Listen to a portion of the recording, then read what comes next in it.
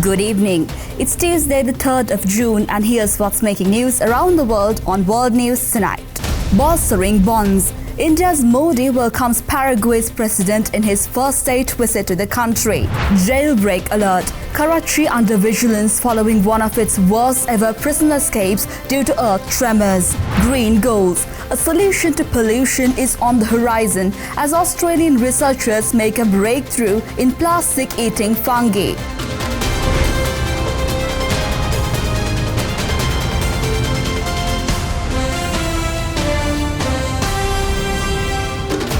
From Colombo, this is World News Tonight with Amarsha Fernando. Good evening once again. Indian Prime Minister Narendra Modi welcomed Paraguay President Santiago Peña Palacios in New Delhi as the Latin American leader begins his first state visit to the country. The three-day visit at the invitation of Modi will see Palacios hold meetings with the senior Indian officials as both sides seek to strengthen bilateral ties. Modi said that they hope to traverse a path of shared prosperity through cooperation.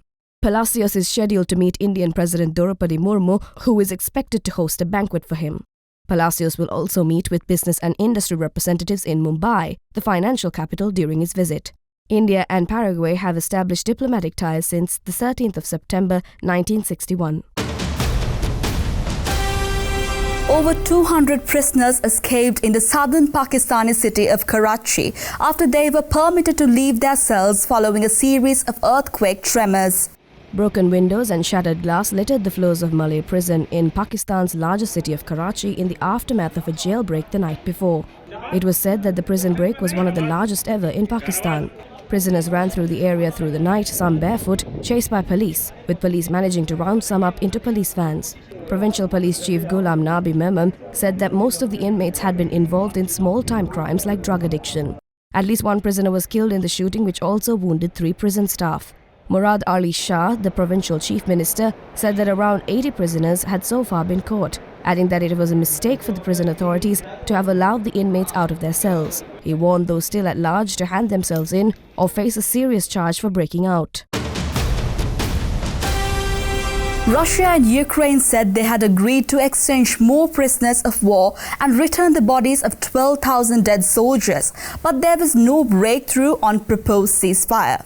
Russia and Ukraine agreed to exchange more prisoners of war and return the bodies of 12,000 soldiers after peace talks in Istanbul on Monday. The warring sides met for barely an hour for only the second such round of negotiations since March 2022. But there was no breakthrough on a proposed ceasefire, which Ukraine, its European allies, and the US have urged Russia to accept. Russia says it wants a long-term settlement rather than a pause in the war. Ukraine says Russia does not want peace and that new sanctions are needed to force it to pursue a ceasefire. Following Monday's talks, Kremlin aide Vladimir Medinsky said Russian negotiators had handed their Ukrainian counterparts a detailed memorandum outlining Moscow's terms for a full ceasefire, and also suggested a short ceasefire to collect the bodies of dead soldiers. According to Russian media, Moscow said it would only agree to end the war if Ukraine gives up big new chunks of territory and accepts limits on the size of its army. Ukraine has repeatedly rejected the Russian conditions as tantamount to surrender. Umarov said Ukraine also proposed more talks before the end of June, believing only a direct meeting between Ukrainian President Volodymyr Zelensky and Russia's Vladimir Putin can resolve the outstanding issues. Turkish President Tayyip Erdogan hailed Monday's talks as a great meeting, and he expressed hope to bring together Putin and Zelensky for talks in Turkey that could also include US President Donald Trump. Both Ukraine and Russia, for different reasons, are keen to keep Trump engaged in the peace process. Trump has said the United States is ready to walk away from its mediation efforts unless the two sides demonstrate progress towards a deal. UK Prime Minister Keir Starmer, like other European leaders, is racing to rebuild the UK's military capabilities after US President Donald Trump told the continent it needed to take more responsibility for its own security. Britain will expand its nuclear-powered attack submarine fleet as part of a defence review. The review is designed to prepare the country to fight a modern war and counter the threat from Russia. Prime Minister Keir Starmer, like other European leaders, is racing to rebuild the UK's military capabilities. That's after Donald Trump told the continent it needed to take more responsibility for its own security. We are investing £15 billion in our sovereign warhead programme to secure our deterrent for decades to come, creating 9,000 jobs and thousands more in supply chains across the country. Monday's strategic defence review is to call for Britain's armed forces to move to a state of warfighting readiness and reverse its post-Cold War military decline. Starmer was speaking to workers at a BAE Systems shipbuilding site in Scotland. When we are being directly threatened by states with advanced military forces, the most effective way to deter them is to be ready. And frankly, to show them that we're ready. To deliver peace through strength. Despite cuts to the military budget in recent years, Britain still ranks alongside France as one of Europe's leading military powers. Its army helps to protect NATO's eastern flank, and its navy maintains a presence in the Indo-Pacific. But the army, with over 70,000 full-time trained soldiers, is the smallest since the Napoleonic era. Starmer has sought to cast the higher defence spending as a way to create jobs and wealth, as he juggles severely strained public finances and a slow-growing economy. The report, to be accepted by government, contained 62 recommendations. The announcement on new submarines helped lift the share prices of defence groups Babcock, BAE and Rolls-Royce. Let's go in for a short commercial break. More world news coming right after this.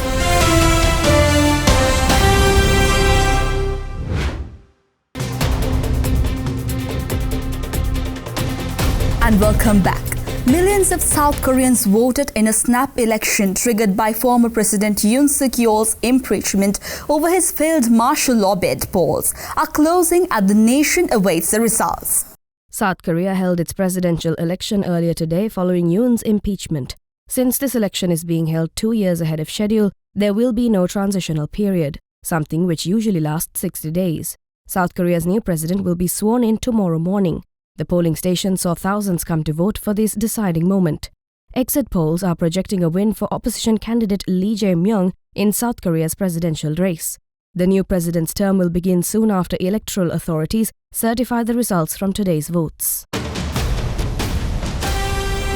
Mexico has held its first ever judicial elections. There are early indications of a low turnout, something experts warned of in the lead up due to a mind-blogging array of unfamiliar choices and the fact that voting for judges is new.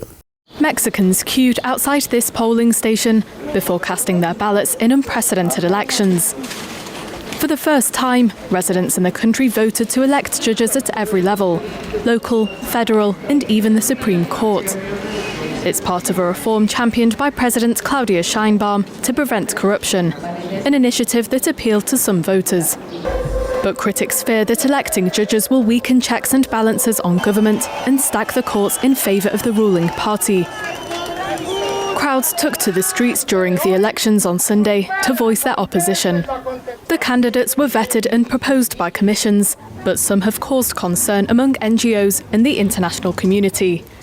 These include candidates who are too close to drug traffickers in a country ravaged by cartels. Sylvia Delgado, for example, is in the running for a federal judgeship. She used to be a lawyer for infamous drug trafficker El Chapo. Other candidates include one who was imprisoned in the United States for drug trafficking and another who has been linked to the murders of 2 journalists. Turnout in the elections appeared to be low. Experts fear that this may call into question the legitimacy of the results. A man arrested over a suspected act of terrorism in Boulder, Colorado, has appeared in court to face 16 counts of attempted murder, 2 counts of the use of incendiary devices, and 16 counts of attempted use of an incendiary device. Tonight, investigators poring over this chilling new video showing the chaos and panic after authorities say a man firebombed a peaceful Jewish demonstration in Boulder, Colorado, bringing attention to the hostages still in Gaza in what they call a brazen anti-Semitic terror attack. A male with a blowtorch setting people on fire. The suspect, 45-year-old Mohammed Sabri Solomon, appearing in court late today, now facing 16 charges of attempted murder, as well as federal hate crime charges. Stay away.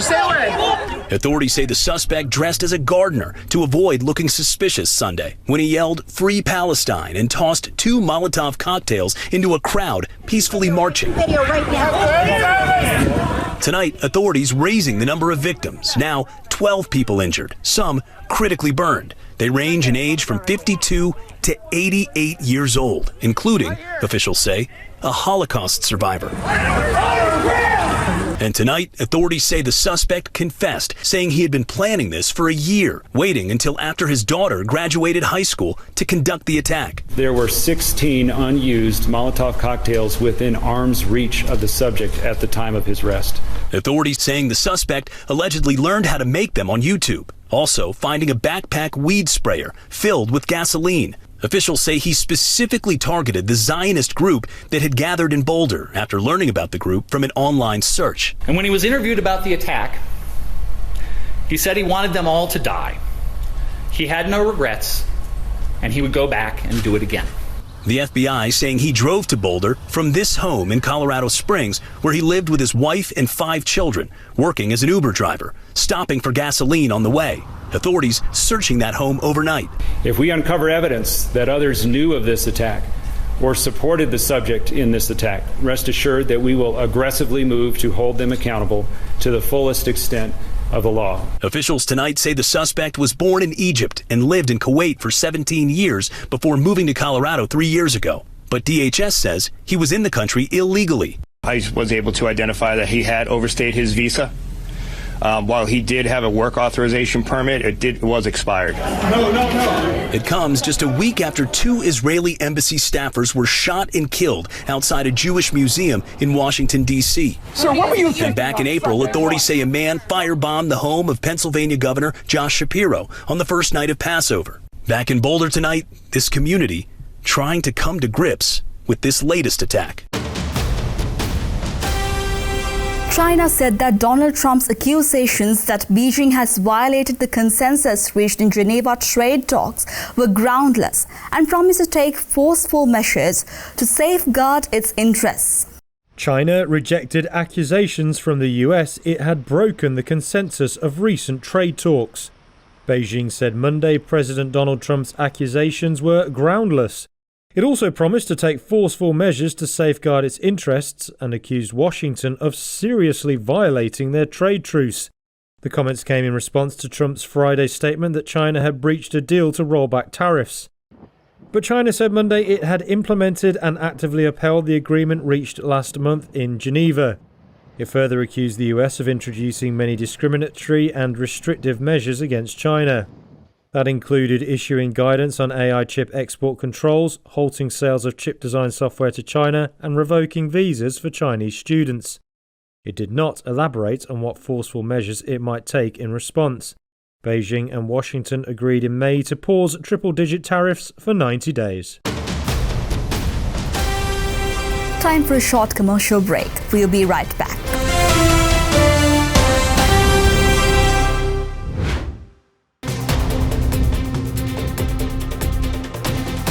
And welcome back. A newly isolated marine-derived fungus that can degrade polypropylene discovered by Australian researchers could represent a breakthrough in the battle against plastic waste. The team at the University of Sydney, supervised by Professor Ali Abbas, said that while laboratory testing is still ongoing, the initial results show a promising improvement over their earlier findings. In 2023, the team first discovered terrestrial fungi capable of degrading polypropylene by 21% after 30 days and up to 27% after 90 days, the highest rate of degradation they had seen documented globally. The new marine-derived fungus currently being tested shows promise to exceed plastic degrading potential of the terrestrial fungus. The polypropylene is first pre-treated with heat or UV light before being combined with the fungi in a liquid solution and left to incubate in a shaker where the degradation happens. The team is currently working on optimizing the process so it can be scaled up and is engaging with industry stakeholders and investors for commercialization options. How often do you find yourself in a situation with impeccable timing? Well, one school nurse in Utah can thank her timing for saving the life of a 64-year-old man who had fallen down a 20-foot waterfall after she stumbled upon him on a hike. It was a frightful end to a day of hiking after a 64-year-old grandfather fell 20 feet down a Utah waterfall. But luckily for this hiker, Ashley Anderson, a school nurse, was also hiking with her 2 kids and her dogs and did what she was trained to do. She heard friends yell for help. Once on the scene, she realized they had to move the man from the cold water that was covering him. She quickly began first aid while getting help from other hikers. Meanwhile, a rescue team hiked down and coordinated a helicopter into the narrow canyon, rescuers dropping down into a tight space before hoisting the conscious man to safety. That day, a miraculous rescue, guided by a nurse and a group of guardian angels. And with that, we come to the end of today's edition of World News Tonight. With the hopes of seeing you again, I'm Marsha Fernando. And we leave you tonight with the visuals of Sunny, an eagle who gained the attention of thousands of individuals worldwide, taking its first ever flight. Also, don't forget to send us your feedback through email at feedback.ad24english@derana.lk or via WhatsApp at 076-805-7933. Anuradhi Vikramasinghe will be joining you next with the Nightly Business Report. Thank you for watching and have a great night.